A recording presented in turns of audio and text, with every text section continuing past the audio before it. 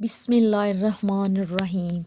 میں آج آپ کو اپنے پیارے نبی کریم صلی اللہ علیہ وآلہ وسلم کی ایک اور پیاری حدیث بیان کرنے جا رہی ہوں جو آپ غم اور تکلیف کے موقع پر پڑھتے تھے۔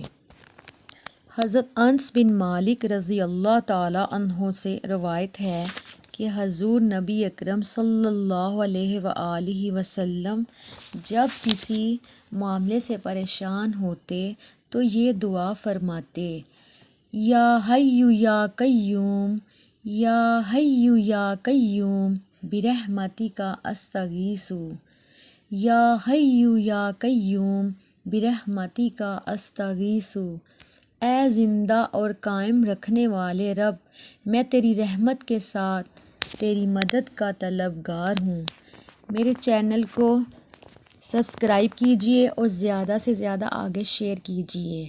اللہ تعالی ہماری زندگیوں میں آسانیاں فرمائے۔ والسلام علیکم ورحمۃ اللہ وبرکاتہ۔